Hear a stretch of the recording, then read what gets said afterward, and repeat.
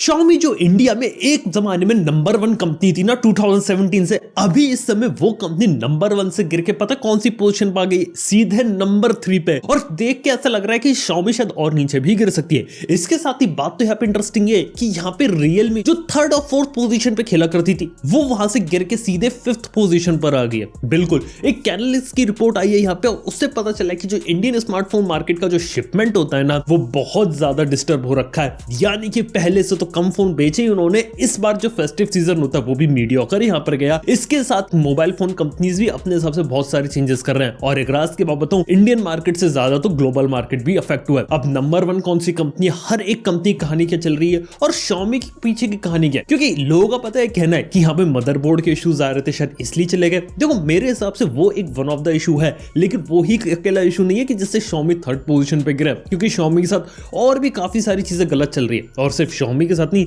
बाकी सारी कंपनीज के साथ भी। चलिए इन सबके बारे में वीडियो के अंदर बात करते हैं। पसंद आए तो लाइक करना, शेयर करना, सब्सक्राइब कर लो चैनल को। देखो इस रिपोर्ट की बात अगर हम माने ना, तो यहाँ पे इन्होंने पूरा एक चार्ट यहाँ पर दिया और देख के ऐसा लगता है कि हर एक कंपनी का आपको उतार चढ़ाव यहाँ देखने को मिलेंगे। और यहाँ पे सबसे इंटरेस्टिंग चीज है कि इस बार जो 2022 का जो लास्ट क्वार्टर था, उसके अंदर जो सैमसंग है वो नंबर 1 पोजीशन उन्होंने अचीव कर लिया। डेफिनेटली बात किया तो सैमसंग को सबसे बड़ा बेनिफिट मिला उसकी ऑफलाइन प्रेजेंस का, साथ ही साथ उनके 5G डिवाइसेस का। उन्होंने थोड़ा एक्सपेंसिव प्रीमियम रेंज के अंदर फोन्स यहाँ पर निकाले। लेकिन क्या आप लोगों को बात मालूम है कि काफी सारे सैमसंग के फोन्स थे जो इस साल उनके अनसोल्ड रह गए थे, और इसीलिए सैमसंग ने इस साल काफी सारे फोन्स को यहाँ पे कैंसिल कर दिया। जैसे कि A74 नहीं आने वाला, S22 FE नहीं आने वाला, और ऐसे ही काफी सारी लाइनअप को बहुत ज्यादा श्रिंक कर दिया, क्योंकि अब सिर्फ उन्हीं फोन्स पे फोकस करने वाले जो यहाँ पे बेचे जा सकते हैं। लेकिन बात यहाँ पर है कि सैमसंग को बेनिफिट मिला फेस्टिव सीजन पे ऑफर से, ऑनलाइन ऑफलाइन उन्हें अपने आप को पुश कर करके नंबर 1 कंपनी यहाँ पे बन गया, जो कि बहुत लंबे समय के बाद उन्होंने एक पूरा क्वार्टर यहाँ पे अच्छे तरीके से जीत लिया। लेकिन एक बात यहाँ पर है कि Xiaomi जैसी कंपनी जो एक जमाना नंबर 1 हुआ करती थी, वो नंबर 3 पर कैसे खिसक सके। देखो एक बात तो माननी पड़ेगी कि Xiaomi का जो पर्सपेक्टिव आज से कुछ साल पहले बहुत ज्यादा पॉजिटिव हुआ करता था, जहां पे Xiaomi बहुत अच्छी स्पेसिफिकेशन बहुत सही रेट में देती थी, अब वो पर्सपेक्टिव बहुत तेजी से गिर गया है। पहली चीज, Redmi Note 12 सीरीज जो वो लोगों को बहुत ज्यादा एक्सपेंसिव लगती है, और Xiaomi वालों को भी शायद ये चीज पता है, और चाहकर भी वो उसकी कीमत यहाँ पे कम नहीं कर सकते। इससे साथ ही आखिरी हिट फोन जो Redmi ने निकाला था वो था Redmi Note 10 सीरीज, और Note 10 सीरीज काफी अच्छे थे, लेकिन अभी के समय में उसके यूजर्स को दिक्कतें आती है, मदरबोर्ड के इश्यूज और कैमरा डेट के इश्यूज है। और ये सेम चीज पोको के साथ भी। और जब मैं Xiaomi के बारे में बात करता हूं तो उसमें Redmi, पोको सब कुछ इंक्लूडेड ही रहता है, और इस वजह से एक नेगेटिव सेंटीमेंट लोगों के मन में, जिस कारण से जो लोग हैं वो थोड़ा सा अवॉइड करने लगे Xiaomi को। लेकिन सिर्फ ये एक रीजन नहीं है। इस साल की अगर आप स्टार्टिंग देखेंगे तो Xiaomi वाले बहुत अच्छा कर रहे थे, नंबर 1 पोजीशन पे बने हुए थे, और एक जमाने में Xiaomi देखा जाए तो लगभग 30% मार्केट एक्वायर करता था। मतलब उसके पास इतना मार्केट शेयर होता था कि जहां पे नंबर 2 और नंबर 3 को आपस में मिला देना, तब भी Xiaomi को लोग टच ही कर पाते थे। ये एक लेवल था जो Xiaomi ने अचीव कर रखा था, लेकिन लगातार ये चीज गिरती चली गई। इसके पीछे का वन ऑफ द रीजन है इनके ऊपर जो ईडी की रेट पड़ी थी वो, क्योंकि ईडी ने इनके एसेट्स फ्रीज कर दिए थे। उसके बाद ये जो पूरा मामला है कोर्ट में गया, और अभी भी कोर्ट में ये चीज चल रही है, इसका कोई वर्डिक्ट नहीं आया है। लेकिन जैसी ये चीजें सॉल्व होंगी उसके बाद एक मेजर इंपैक्ट देखेंगे Xiaomi ग्रुप के ऊपर कि यहाँ पे वो इंडिया के अंदर किस तरीके से काम करते हैं। और सिर्फ इतनी बात नहीं है, इसी बीच में Xiaomi के कई सारे एम्प्लॉय जो कि काफी हायर मैनेजमेंट में थे, उन लोगों ने भी कंपनी से यहाँ पे रिजाइन कर दिया। ये भी एक काफी बड़ी चीज है, जो कि काफी लंबे समय से Xiaomi के साथ जुड़े हुए थे, वो अब Xiaomi के साथ धीरे धीरे यहाँ पे क्विट करके यहाँ पे जा रहे हैं। ये देखने वाली बात है कि आगे चीजें किस तरीके से इवॉल्व होती है, लेकिन देखा जाए तो Xiaomi के डाउनवर्ड ट्रेंड का एक नतीजा है। लेकिन बात करें तो उन्होंने इतने कम फोन्स को बेचे।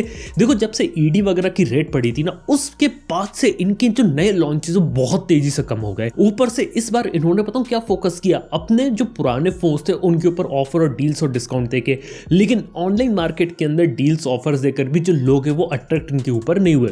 ये एक सबसे बड़ी बात है। और यही सिमिलर चीज हुई थी Realme के साथ। Realme देखा तो 10-12 हजार रुपए के फोन्स तक ही यहाँ पे चलता है, लेकिन पिछले साल जब Realme ने बहुत सारे अपने महंगे फोन्स को निकाला, तो क्या आप लोगों को मालूम है कि इनकी GT सीरीज बिल्कुल भी नहीं चली थी। यहाँ तक कि Realme का 9 Pro Plus जब लॉन्च हुआ था तो वो भी यहाँ पर नहीं चला। वो यहाँ पे तब बिका था जब उसके ऊपर ऑफर आया था। देखो Realme की कहानी यहाँ पर है कि अच्छा फोन तो यहाँ पे बना दे, लेकिन वो बिकता तभी जब वो डिस्काउंट ऑफर में आता है, बिना उसके तो लोग उसके ऊपर जाना पसंद नहीं करते। और आमतौर पे 8,000 रुपए से लेकर लगभग 15,000 रुपए का सेगमेंट है जहाँ पे Realme यहाँ पे खेलता है। उसके ऊपर Realme ने खिसकने की कोशिश करी है, लेकिन उसे उतनी सक्सेस देखने को नहीं मिली। और इस समय देखा तो Realme ने अपने काफी सारे पुराने फोन जो लॉन्च करे थे ना, उनका स्टॉक क्लियर करने की कोशिश करी थी। इसके साथ ही वो फोन Realme के बिल्कुल भी नहीं चले जिनके अंदर UniSoC आता था, और ये चीज से रियलमी कहीं ना कहीं इफेक्ट हुई है। और देखा जाए तो सबसे बड़ा जो डिप आया ना वो आया रियलमी में। मतलब पिछले क्वार्टर से कंपेयर करें तो जो रियलमी की ग्रोथ है ना वो हुई है -65% और वही Xiaomi जो वो -40% में उसकी ग्रोथ हुई है। वही बात करें तो इस बार Oppo और Vivo सरप्राइजिंगली,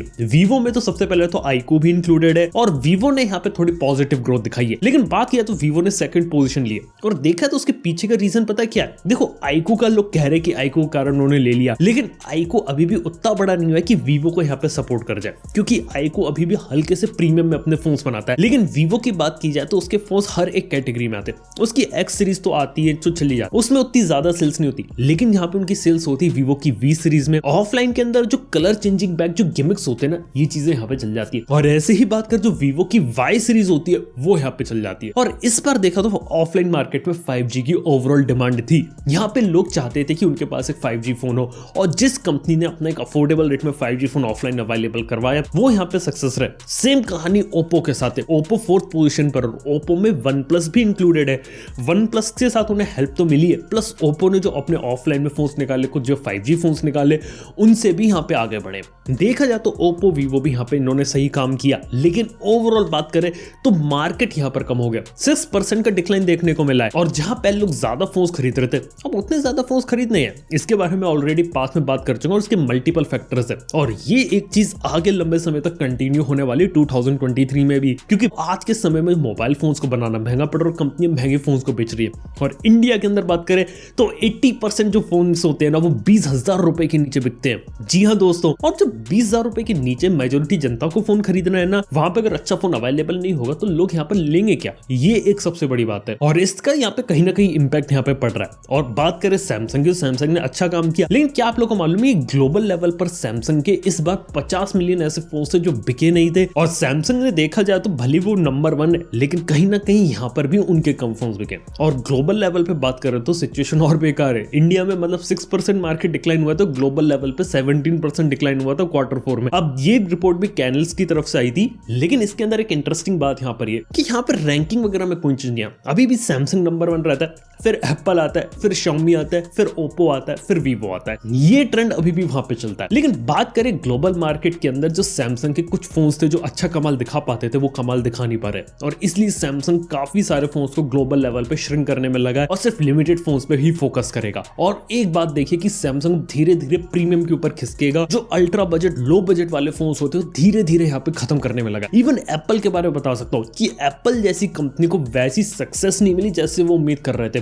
iPhone 14 सीरीज आई, लेकिन उस लाइनअप में उन्हें उम्मीद थी कि iPhone 14 प्लस यहाँ बिक जाएगा, लेकिन iPhone 14 प्लस एप्पल का चला ही नहीं। इवन iPhone 14 को छोड़कर लोग iPhone 13 के पीछे भागे। भले ही एप्पल ने काफी सारे फोन्स बेचे, लेकिन एप्पल उस सक्सेस को रेप्लिकेट नहीं कर पाई जो उसने कुछ समय पहले देखी थी। और ओवरऑल देखा जाए तो एप्पल ने कम फोन बेचे, लेकिन जब ओवरऑल इंडस्ट्री में कम फोन बिके हैं ना, तो वहां पे बेनिफिट एप्पल को मिला कि एप्पल का मार्केट शेयर पूरे 2022 में 19% का है और सैमसंग जैसी कंपनी का 22% का। वहीं बात करें थर्ड पे आती है Xiaomi। देखो Xiaomi ने देखा जाए तो इंडिया में तो कैसा परफॉर्म किया, लेकिन ग्लोबल मार्केट जैसे चाइना हो गया, यूरोप हो गया, वहां पे अभी भी टिकी हुई है। और सीधी बात मैंने पास में ही बताई कि Huawei बैंड का जो सबसे बड़ा फायदा होता है ना वो Xiaomi ने लिया है। Xiaomi ने टेक्निकली Huawei को यहाँ पे रिप्लेस कर दिया हर एक जगह। जैसे लाइका की पार्टनरशिप वो अपने अंदर ले आए, यूरोप के अंदर स्पेंड कर दिया उन्होंने, और भी काफी सारी चीजें कर रहे हैं। और देखा तो चाइनीज मार्केट के अंदर तो अलग अलग चीजें ट्राई कर रहे हैं, रोबोट ट्राई कर रहे हैं, यहाँ पे एक इलेक्ट्रिक कार ट्राई कर रहे हैं। लेकिन देखना है कि आखिर चल के क्या होता है Xiaomi का। इसके बाद आपकी Oppo और OnePlus का नंबर आता है 4th पे, जिसके पास लगभग 9% का मार्केट शेयर आता है। और देखा जाए तो OnePlus USA में अवेलेबल है और Oppo के फोन दूसरी जगह बिकते तो वहां पर है। और Vivo का भी नंबर आता है यहाँ पे 5th पोजीशन के अंदर। बात करें तो Vivo चाइना में मेनली बिकता है, इंडिया बिकता है, मलेशिया और कुछ और कंट्रीज है जहां पर बिकता है, लेकिन फिर भी धीरे धीरे यहाँ पे फैल रहा है। लेकिन कहने का मतलब यहाँ पर यह कि स्मार्टफोन इंडस्ट्री में जहां पहले एक सनराइज हुआ था ना, वो सनराइज खत्म हो जाएगा, वहां पे सनसेट आ रहा है। और जितना एक्साइटमेंट पहले मोबाइल फोन्स क्रिएट करते थे उतना क्रिएट नहीं कर पा रहे, क्योंकि चीजें घुमा फिरा के वहीं आ रही है, कुछ नया करने की गुंजाइश बची नहीं है और ग्रोथ एकदम से फ्लैट हो गई है। और हर एक कंपनी इसके ऊपर लगी हुई है। कोई कंपनी AR VR के ऊपर काम कर रही है, Xiaomi अपनी इलेक्ट्रिक कार बना रही है, Oppo अपना ग्लास यहाँ पे बना रही है, Samsung भी कुछ ना कुछ यहाँ पे देखने को मिलता रहेगा। लेकिन देखने वाली बात होगी कि आने वाले समय में कौन सी कैसी चीज रहती है जो मार्केट में अपनी अलग जगह बनाती है। क्या लगता है टेक इंडस्ट्री में यहाँ पे क्या होना चाहिए? ये बात आप मुझे नीचे कमेंट में बता सकते हैं। बाय द वे, आप लोग कैसा लगा कि इस बार Xiaomi जो नंबर 1 हुआ करती थी वो नंबर 3 पर यहाँ पे खिसक गई है? आपका जो ओपिनियन बात मुझे नीचे कमेंट बताना ना भूला। वीडियो पसंद है तो लाइक करना, चैनल को सब्सक्राइब कर लेना। थैंक यू वीडियो देखने के लिए। मैं आपसे मिलता हूँ नेक्स्ट वन के अंदर। Good bye.